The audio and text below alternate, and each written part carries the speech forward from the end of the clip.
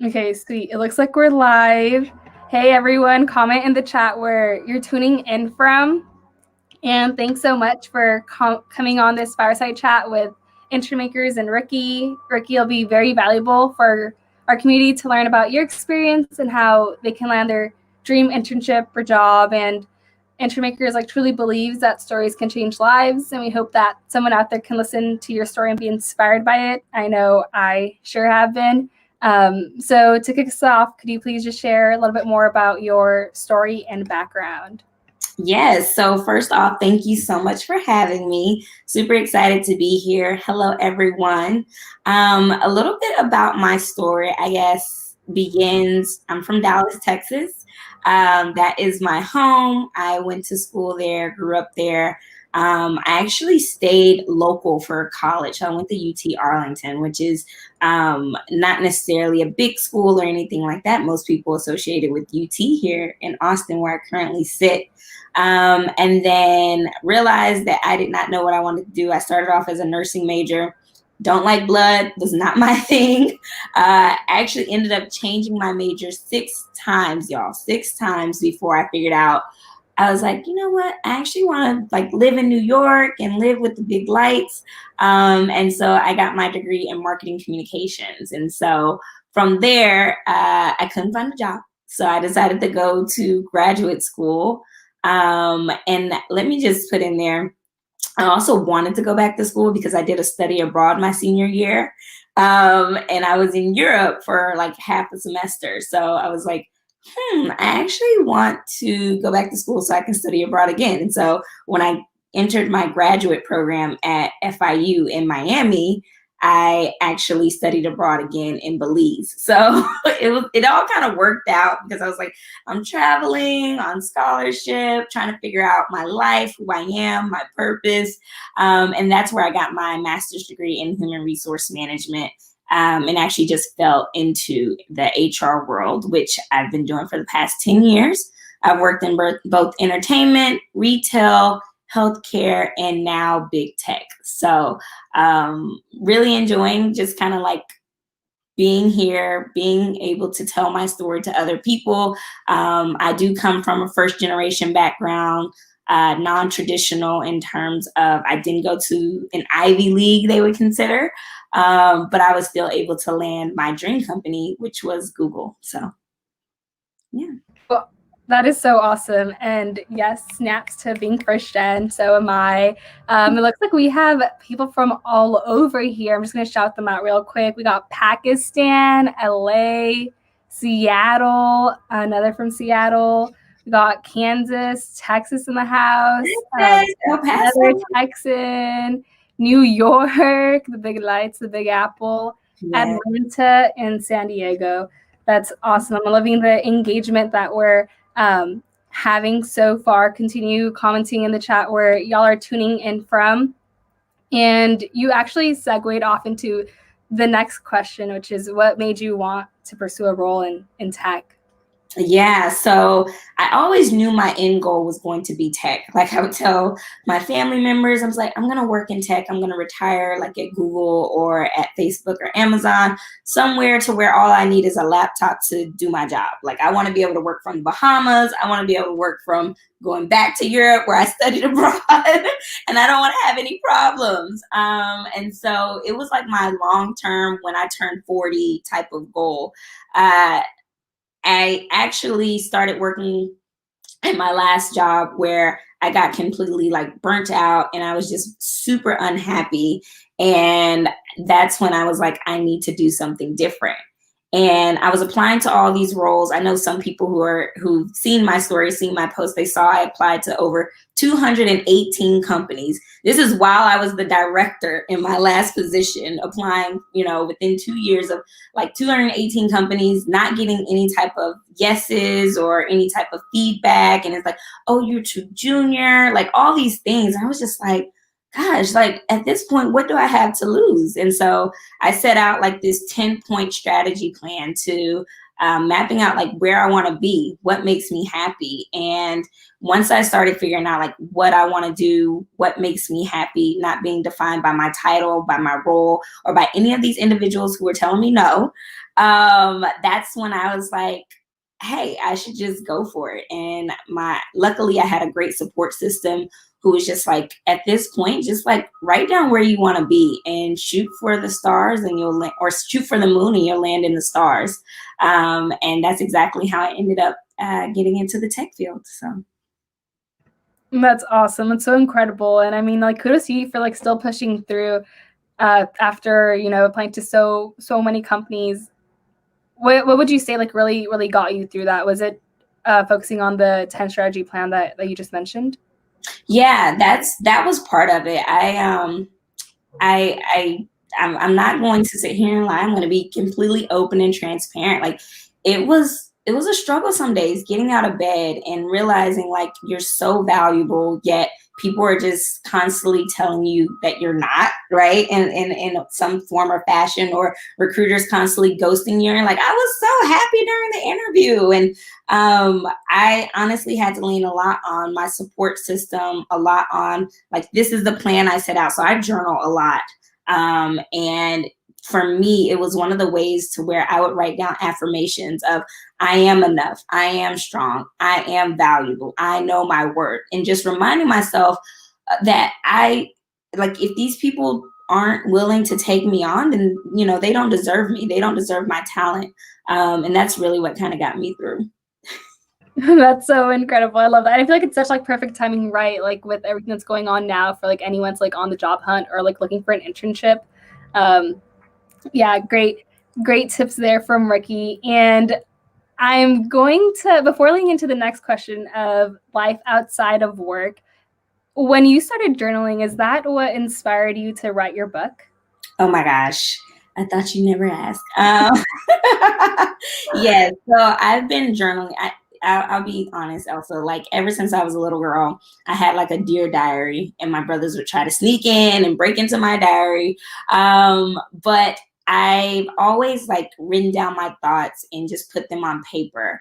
And this year was the year I was like, I'm gonna go all out. This was before the pandemic, but I took a training called Search Inside Yourself.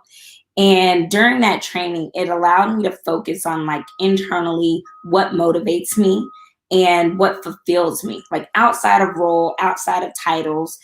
They asked this very good question, like a year from now, where do you want to be? If you had all the money in the world, if you had all the resources in the world, like where do you want to be? And, you know, what do you want to celebrate? And so from that training, I took away a lot of gems, hopefully the same things that people on the call will be able to do. And I started writing down like prompts, asking myself these internal self-reflection questions. And by the time I finished, I was like, oh my gosh, like I have enough for a whole book. And, you know, my dad was like, just write it. You should write the book. And my family started chiming in. And then the global pandemic hit. And I was like, well, I have nothing but time. And, you know, if anyone ever wants to learn about the book writing process, I highly encourage you do it. But it was very much a journey that I'm happy that I went on. And now it's, you know, fully self-published. I work with some amazing people. Shout out to Corey and Abby, who helped me get through the process. And yeah, now it's available. I saw you plug it. It's available on my website. So. Yeah, everyone go check out rickiwax.com. She not only has her book on there, but also incredible services from like interview prep to resume or like revamping your LinkedIn. I know I've definitely benefited from some of Ricki's coaching services. So she's incredible. Check her out. And we'll segue into the next question, which is life outside of work. Life outside of work is my favorite time sometimes. Only because I really do enjoy the work that I do as well. But life outside of work, I'm typically watching movies. Right now I'm binging The Crown on Netflix, which has been very uplifting. I spend a lot of time with my spouse.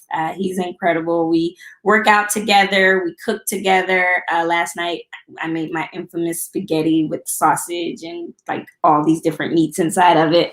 And then from there, you know, if it wasn't for COVID, I'd be traveling. I really enjoy traveling, seeing new countries. My last trip before quarantine was to Thailand. And we went to Chiang Mai, we went to Bangkok, and we went to Phuket. and it was incredible. So if I was not quarantined, I'd still be traveling. I miss traveling so much, and everything you just mentioned. Dream team, like cooking together, working out together. Sounds really incredible. Can't wait till we can all travel again. Hopefully, very very soon. By the way, if anyone that's watching it live, you have any questions, feel free to put them in the chat. We'll definitely get to those either in between a break, if we see any, or at the end. So if you have any questions, go ahead and put those in the chat. But shifting gears a little bit, Ricki, how have you adapted to the virtual environment? And can you share any tips for either interns or new grads starting their job virtually, or those that may still be in school? Yeah, so great question. I think the first thing for me adapting virtually was setting boundaries and establishing routines. At the start of this, kind of pandemic, I didn't know whether or not we were going to be work from home. It was like tech companies were competing with each other on, oh, we're going to work from home till June. Oh, we're going to do it till October. Then it's like, we're going to do it till 2021. So initially I didn't have any type of routines in place. I was like, oh, we're going to be in the office soon. And then sure enough, it's like, okay, you need to get like some good habits, because sleeping until 11 a.m. is not going to work.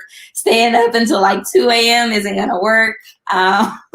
So I started establishing like good routines, like meal prepping, waking up at a decent hour to have like my coffee, things that I would normally do if I was going into the office, establishing like workout routines as well.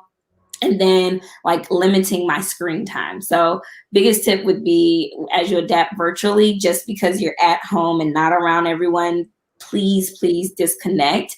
I probably do like a social media cleanse every 3 weeks or so, just staying off of it, to let my mind like recharge and not consume so much, because during this time you're consuming constantly, and it can be pretty draining. So those are my tips for how I adapted virtually. In terms of like for interns or people who are seeking new opportunities, I'd say one thing to note is that while people are at home a lot and while people are online a lot, connecting is important. And so doing things like these, coming to lives, going to webinars, attending those to stay connected and keep your networking skills up to date is very important, very crucial. I'd say, and I tell my clients this all the time, like, don't slide into recruiters' inboxes to ask for jobs. Do more of like, what are you doing? How can I learn more about you? Take the gems that they're bestowing on you and then make sure that you remember them to use them for later, right? Because maybe 6 months from now, you want to find out like how you can upskill yourself. And maybe that recruiter or someone who's in that job can tell you like, oh, these are the classes I took. These are the books that I read. Like asking for resources as opposed to a job will get you a lot further. So. Yeah, always approaching networking as friendships, right? Instead of just trying to get something like out of the other individual. I think, really holds true, and you just find more value that way. Mm-hmm. Yeah, these are gems. Someone commented in the chat, like, great tips. Couldn't agree more. And before you jump to the next question, looks like one came in through the chat. It says she's currently a junior at her university and was wondering if she had any tips for how she could stand out when it comes to applying for internships. Yeah. Hi, Miss Winkler. So I think in terms of like being a junior at your university, one thing that I strongly encourage that I did not take enough advantage of when I was at university is taking on different types of projects with other majors. And so I'm not sure what your major is, but let's say you're a business major. I would be partnering with some of the engineers, right? Like at the end of the day, when you enter the real world, you're going to be partnering with a variety of different majors. I work with people with psychology degrees, engineering degrees, molecular biology degrees, like understanding that you should start your networking right now at university, because it's really essentially what you're going to be doing in the real world. So any things that you could do in order to like show that you have cross collaboration skills, that you know how to work with different, you know, personalities, diverse thoughts and perspectives. Like those types of things really help you stand out on your internship. Even more so if you're thinking about getting into tech, and you can say like, as a business major, I partnered with the engineering team and this is what we created, right? Make yourself stand out and be some value add for the internships you're looking for. I love that. Great tips there. Like, so we have one more question. I'm assuming DSA stands for data science analyst, but I can be completely wrong. Do you know what DSA stands for? I don't. I was going to actually say, Hitesh, could you clarify focusing on DSA rather than DEV? I'm assuming DEV might be dev, like developers, but we can probably come back to this question. I don't see anything in the comments clarifying, so we could do that later on, just so we answer the question correctly. And I feel like we just assuming like what that means. Yeah, let's go ahead and answer that later on. Hopefully there's a clarifying that goes on in the chat, but cool. Miss Winkler said great advice. Thank you. All right. Let's move on to the next question, then we'll go back to questions later on. So if you could give advice to your younger self, Ricki, what would it be? I love this question. Oh my gosh, I love that question. If I could give myself any young advice, I guess I'm going to do personal and professional. One, I'd say do not gain the freshman 15. It was not kind to me. It was hard to work off. But I guess, you know, in terms of just like life tips, I'd say take more care of yourself and check in with yourself. I think being a first generation college student and someone who I still take care of some of my family members, I was always striving to be like the caretaker in my family, and like I have to hit this goal and I have to do this and I have to do that. And it's like, no, like you're only putting that pressure on yourself, or you're taking societal cues. And so I looking back on it, if I would have just given myself more grace earlier, I probably wouldn't have taken like all this time to figure out like, well, what do I want to do and how do I want to do it? So give yourself grace, I think, as well as understanding like what it is that you need to be fulfilled in life. I hear so many clients say, oh, like my dream is to work in the big tech. And I'm like, why? I was like, you can make just as good of money doing something outside of big tech, and probably something that you really love, right? You can be an actress if you wanted to. You can be a doctor, but understand like what it is that's driving you to some of your career ambitions, and understanding like the sacrifices that you're going to have to give up. And so had I known that I would be working 70 plus hours in retail, probably would have not done that right out of college. But it's a matter of like realizing as I grew that I wanted something different. I did want work-life balance. I did want to be able to have work flexibility. And these are all things that I discovered along the way of like, nope, I don't like working, you know, at 11 p.m. at night. That's not who I am. That's not the way my life is going to be set up. So and be okay with that. Be okay with changing your mind. I know there are some people who have like their checklist and their plan, and this is who I wanted in my husband. This is who I wanted my wife. But sometimes you got to throw the list away. So. Yeah. And I feel like to your point of like undergoing like that true like self-discovery, like right now is probably like the best time to do that, right? With all this extra time, quote unquote, that like most people like have in their hands. I know that's something that I've definitely been trying to work on. And like once you have a little bit more of like your why figured out, everything else I feel like just kind of comes together. Yes. But the why is, yeah, it's really, really important, like beyond like applying to like all these companies, but kind of like your bigger mission in life. So yeah, I love that a lot.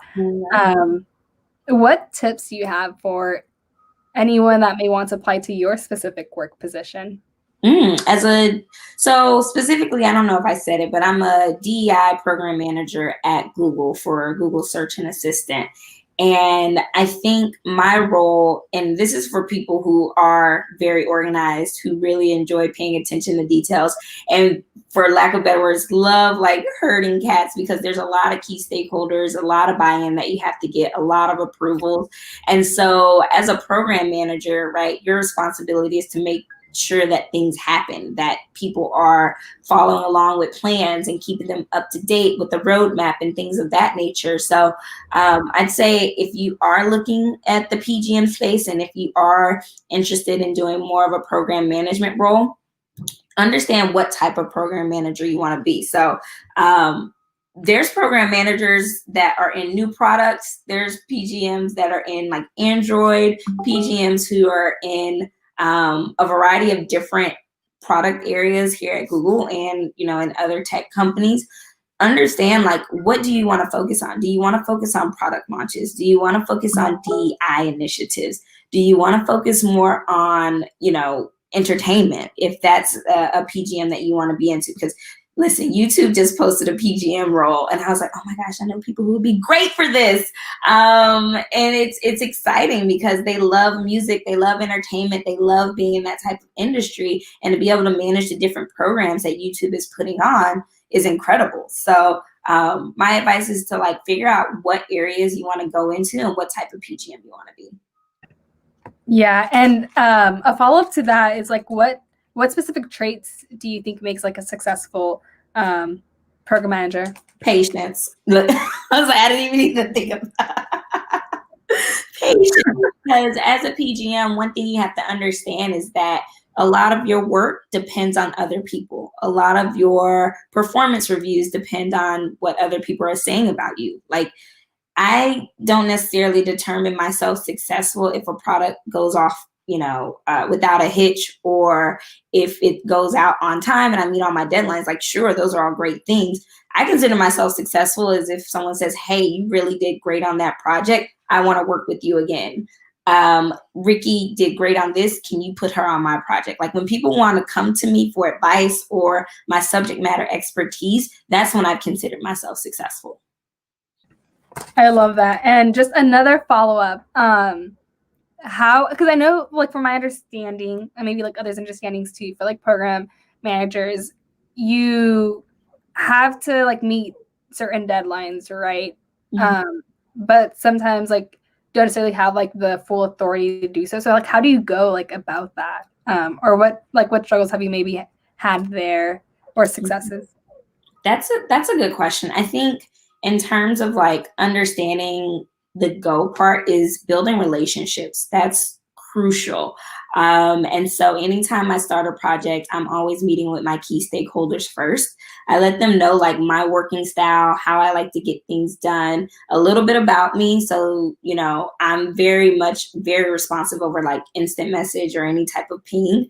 And so when my clients have questions, I tell them, feel free to ping me. Like, I'm very responsive over ping. However, I do set boundaries of my working hours. So I say, if you send me an email after 5 p.m. Central Time, I may or may not answer it till 11 p.m. Central Time, or I may not get to it till the next morning. But I'm just, you know, level setting those expectations in the relationship early are some ways for you to be successful in this space. Nice. Some pretty nice gems there. And enough of me. We're going to go back to questions because we have quite a few in here. It looks like Hitesh, I hope I'm not butchering your name, clarified that DSA stands for data structures and algorithms, and dev is developers. So I'm not sure if you have any input here. Yeah, I think, you know, it sounds like you may be one of the engineers or maybe an aspiring engineer. And so the key thing, I used to actually recruit for software engineers in the Bay Area. Shout out to my front end team. The reason why I think we focus on like the technical acumen in a lot of these roles is because Google is one of the most leading innovative companies in the world. And so we want to make sure that you understand fundamentally what it takes in order to be successful, whether that's writing code or if that's being a part of a team. And so while most people are like, oh, I went to school for computer science engineering, like that should be enough to get me across. Well, I actually have hired some amazing people from boot camps. and they don't have a CS degree. Like some of them are changing degrees and changing what they want to get into. And the key that stands out is that they understand data structures and algorithms. They understand the fundamentals. If you understand the fundamentals, then you have the ability to build on something and make it greater than what it was. So I think, again, these are all my personal opinions. There's no like formal policy or anything like that, but in talking to some of my colleagues and so forth, we've had these conversations of like, why are they so focused on data structures and algorithms? But honestly, it made sense when I spoke to some of my engineering colleagues, and they're like, well, if you understand the fundamentals, then you can put together full sentences. So gotcha. Ohana has a good question here. How did you know Google was your dream company? I feel like Google stands out obviously because of the name and reputation, but is there anything specific that stood out to you? Thank you, Ohana. I love that question. So for me, and I've also posted this on LinkedIn, Google was one of my dream companies. My 10-point plan involved 10 different companies, and I did some research on all of them. And I can tell you that for me, the top things that stood out were diversity was very important to me. Inclusive culture was very important to me. The work-life balance, flexibility was very important to me. And then the people was also very important to me. So, I also looked at companies like Facebook, Amazon. Johnson & Johnson is also a really great company, but they all had things that stood out about their diversity initiatives. I wanted to see more women who look like me inside of these workplaces, and a lot of these companies did, in terms of like the teams that I was looking at.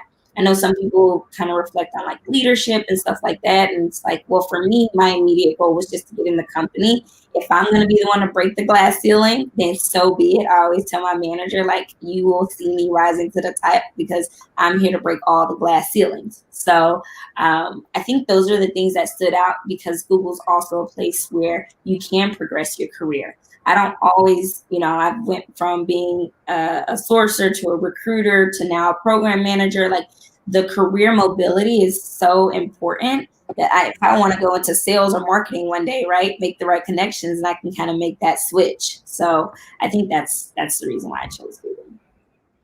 That's awesome. And here's actually a follow-up. Anything that surprised you about working in big tech? What surprised me? That's a good question. The dinner surprised me. I went from having to take an hour lunch break and spending like $50 to $100 on lunch and breakfast in my Starbucks to where it was like, oh, if I go to the Bay Area, you guys get dinner and you have coffee all throughout the day and you have MKs all throughout. And I was just, the entitlement took me back, y'all. Listen, I come, and I've said it over here, like, I come from a non-traditional family where my mom cooked and my dad worked, till 9 o'clock at night. So when I would see people like wasting food, or if I'd see, like not enjoying the food, y'all, we have like this platform to where, like, if you don't like something about the food, you can actually tell them and request like different options and stuff. I was just super surprised by the entitlement. And I think that's one of the ways that I've been able to remain humble in my role and really enjoy the work that I do, and realize that not everyone is afforded the same opportunities. So you're so incredible, Ricki. Oh my gosh. Here's a great question. How do you go about utilizing Ricki's services and set up a consultation? I'm going to drop your website again in the chat. It's rickiwax.com. So her full name together. I just put it in there, but do you want to elaborate a little bit more on that? Yeah. So honestly, that's the easiest way. And I want to give people, the real notion of like why I started the company. It was for me to have dedicated, disciplined time to speak to candidates, to speak to people who, resonate with my story, or people who just want to learn more. And so this was the easiest way for me to field inquiries, to be able to, have follow-up conversations. I do a lot of resume workshops, and unfortunately, the truth of the matter is I don't have time to look at everyone's resume personally when I'm doing workshops or even doing like lives like this. And so I created my company for me to have those one-on-one conversations and consultations with people and answer their questions. Because the other thing is I do have you sign a waiver. All of my views and all of my experiences are my own. And so I get to be who I am, just Ricki Wax, and share my knowledge with you because listen, tech is hiring. Tech isn't going anywhere. As most of you have seen, like these tech companies have been able to like flourish in a pandemic. Amazon being one of them, because I'm a pride Amazon Prime user. And so it's just like if it's something that you're interested in, why wouldn't I share my knowledge with the other people? Like I just don't understand. So yeah, little about why I do what I do. Love that. And Ohan actually said, thank you so much. Shout out to Breaking Glass Ceilings and good food. Yes, yes, yes. Okay, another question here. Audrey's wondering, can you talk about imposter syndrome and confidence when it comes to applying to big opportunities such as Google? Ooh, this is a really great question. Good question. So imposter syndrome is real. Don't let anyone tell you that it's not. I suffered from imposter syndrome the first 6 months while I was at Google. And I just did not know if I had what it takes because I was surrounded by so many like Harvard grads and Yale law. And I'm like, what? But then I started flipping the mindset. I'm like, oh, Yale law, Harvard grad, like Cornell. I was like, but guess what? Little old Ricki from Dallas, Texas over here, we doing the same thing. Like, I was like, we here together, right? And so I had to just, going back to my journaling, writing affirmations for myself and surrounding myself with people who wanted to uplift me. And one piece of advice that I got that I now use, I got this probably about a few months ago, but a man, I had a coffee chat with him and he was like, even when you did your introduction, you led with what you do and your title and, Google. He's like, start normalizing of who you are when you do an introduction. So for your elevator pitch. So now instead of saying, hey, my name is Ricki, I'm a DEI PGM, like I think even on this call, I didn't get into it till later. I lead with, hi, my name is Ricki. I like to solve complex problems. I enjoy paying it forward and helping other underrepresented groups get inside of tech. And these are the, causes that I support. Then I'll go into like what I do, what degrees I have and things like that. But I lead with who I am. And so if people want to talk to me, they're going to know like, oh, Ricki enjoys complex problems. Like she is not about the BS. Like she wants to do something more. So I think that's a really big part of like how to overcome imposter syndrome and realizing, guys, honestly, the more authentic you are, the easier it is to get inside of companies like Google, Facebook, and Amazon. Yeah, and I think there's just something else to add. It's like imposter syndrome is something that like everyone goes through, just not everyone like talks about it. But I mean, to like what you do, Ricki, right, with like those positive affirmations, like you have to be like your own like hype woman, like hype man. Like no one else is gonna be like your advocate, and like just got to do it and like believe in yourself because you like everyone has the potential to do it. Like just don't let yourself like not go for those big opportunities. Yeah, just do it. Just do it. Like Nike says.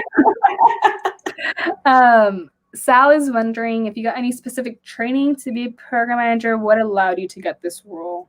Yeah, so I did take some courses on, there's a PMP certification that you can get. And so I did do a lot of like the trainings and so forth. So you can take those trainings. Honestly, though, the role that I got now, it was more proven on my track record. So I started doing PGM work at Google within my current role, taking on stretch opportunities. And then by me having that on my resume, that's what people were more interested in. Again, for me, success looks like, hey, Ricki did really good on this project. I want her here. I want her there. Once people start seeing like you're the go-to person, you will be surprised at how many opportunities start coming your way. So, yeah. These are all such great gems. I'm like taking notes on the side. Like, oh my gosh. I feel like we can have like a full like day just talking with Ricki. Oh my gosh. Elsie But is amazing, by the way. Like she said, she's one of my clients, and I love working with her because she always brings such a positive energy and a positive attitude. And I think that's the other thing as well, right? It's not always focused on like the trainings you can take and your network, but more about like the attitude you bring to the job. I've seen candidates with all of the technical skills, all of the credentials, I used to recruit for Google Cloud, and they'd have like all the GCP certifications. But I'd also see someone who is just as qualified, but they had a positive attitude along with that. And they just brought such a fierce energy to the interview. And the hiring manager, 9 times out of 10, would go with this individual who maybe didn't have as many credentials as candidate A, but the attitude they brought to the job and the work by far passed our interview bar. So just yeah, and that actually segues into a question I was going to ask you, which is like, what tips do you have for those who want to get like into Google, and if you know if Google is offering any opportunities right now? Yeah, so we are hiring. I feel like we just picked it up. I think right now a lot of the product areas that we're hiring for are doing like recruiter screens and so forth. And so if you are interested in any opportunities, I definitely say number one, know what they are, right? Like go to google.com/careers, research what roles they are, and then look at your resume. Make sure that it fits the MQs and PQs. Those are the minimum qualifications for the role. And then even better if you have preferred qualifications. I know that YouTube just opened up a lot of headcount. And so, those DEI PGM roles I was telling you about, they have some recruiter roles as well. If you are looking for more of like software engineering roles, I know that we're hiring in Google search. So I want to encourage you to look at those opportunities. Sweet. That's awesome. So we're going to go back to questions because we still have quite a few here. And by the way, anyone that's watching the live, I went ahead and put the link that Ricki mentioned in the chat. So it looks like Tiana is wondering, what was your experience like as a technical recruiter, and what did you look for in software engineers? So I actually really enjoyed my experience as a tech recruiter. I learned so much. And prior to Google, like I was always good at like computers and understanding how things work. YouTube was my best friend. And so was Google search, because you literally can find everything that you need in a search engine. And so I enjoyed, when it was time to like start recruiting for Java, JavaScript, React, Redux, all those things. And I really enjoyed when Google allowed, they have a like learning programs and so forth. So I could actually take classes to learn JavaScript, to learn Java. And I was just like, oh my gosh, like I can be an engineer. Again, back to the career mobility. And so I think my experience overall as a tech recruiter was amazing. Things that I specifically look for in software engineers is, and Tiana, I think you and I had this conversation in one of our calls, but links to the work that you're doing. I always had an eye for people who could show me a website they built, or could show me a project they worked on with other leaders in the industry, or just other people in general. And that always attracted me because it showed me initiative with that client. It showed me that they were going to come and work hard for me, just like they've worked hard on their resumes. And then the other thing that I would also look at is their GitHub. So a lot of recruiters do active or passive recruiting from GitHub. So like I have a GitHub account. I know a lot of my colleagues have a GitHub account.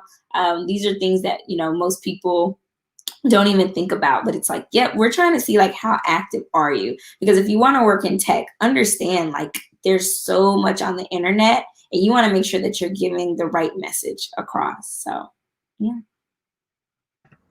Nice. Again, if anyone has any questions, feel free to put them in the chat. We're completely opening it to Q&A here. But looks like Luis is wondering, how can we become related to Google without necessarily doing an internship with the company? Do y'all hold any special events or workshops? Good question, Louise. So yes, yes, and yes. We do hold special events. You don't need an internship, and we do also hold workshops. And so the best way to find out about these opportunities would be to, one, follow us on LinkedIn, follow our company page there. The other thing would be to just Google it. I hate to say that. But you can see, because right now we have over 9 different product areas with 1 billion users worldwide. And so when thinking about events, you could attend something that's going on in Australia or Sydney or Singapore. And those different events may, catch your curiosity. And so the best way to find out, we also have it on our Google website. Like if you actually go, not to google.com because that's the search engine, but our careers page or just our homepage, you can actually look at different things that may be going on or upcoming. Sandbox is huge. We just did the Google Scholarship for Afrotech. Also, shameless plug here, like if you want to learn about things that people are doing or just, how to get plugged in, there's different hashtags. I know for people who got selected for the Google Afrotech Scholarship, they had that hashtag going, Google Sandbox. Like, see what these people are doing, connect with them on LinkedIn, find out how they got plugged in. Those would be some of my recommendations if you're trying to see like what events are going on or different workshops. Yeah, and there's also Go with Google. I've personally done like some of those workshops. I'm going to put the link in the chat. But they hold like so many different events, from like resume building to like insiders, and they actually give you like the opportunity to connect like with recruiters after the events if you tune in, which is really neat. Like just have 15-minute chat to get some more insight. So yeah, definitely encourage you to check out just Grow with Google. Looks like we have another question here. Hi, Ricki. Did you ever encounter any struggles being a minority in tech? If so, how did you overcome them? Keep yourself encouraged. I feel like we've touched upon this a little bit, but I love that. So I also want just one thing. Vicky Spavelda, she's also on LinkedIn. Shout out to her. She gave me like my first 20% project in the PGM 2 years ago. And so like, I know someone had asked earlier, like, were there any trainings tips? But that's an example of like how a stretch opportunity gave me so many tools in my arsenal toolkit in order to be able to do the work that I'm doing now. So Vicky is a great Grow with Google coach, and she puts on fantastic workshops. I've partnered with her a lot. Liberty, yes, minority in tech. It is not easy, and it's rewarding though. I think in terms of like what it is and like, do we still have a lot to do? Yes, absolutely. As I said earlier, I'm here to break all the glass ceilings, and I'm here to bring people along with me. And so I would say if you are interested in being in tech and you are a minority, like realize that it's going to take some courage and some bravery, because I've had people who left this industry because they didn't feel a sense of belonging. And rather than, running from the problem, I've chosen to stay here and make a stand, because I do want to see 5 to 10 years from now, when my children are applying for these jobs, it's not an anomaly. It's something that's already normalized. And so I'd say in terms of like the struggle being, do I leave? Do I stay? I've had those types of battles, but for me, I'm choosing to stay because I'm choosing to make a difference. I think we couldn't have ended this live any better. Thank you so much, Ricki, for sharing your story with me and the InternMakers community. To those watching live, we hope this was helpful for you. And if you have any questions or follow-ups, feel free to reach out to me, to Ricki, InternMakers. Check out her site, rickiwax.com, and we'll do our best to help you out. And if you want to hear any more amazing stories like this one, make sure to follow InternMakers on all of our social media platforms, and we hope you all have a great day. Thank you so much, Elsa, for having me. Thank you all for your comments and for tuning in. You guys enjoy the rest of your week. Bye. Bye.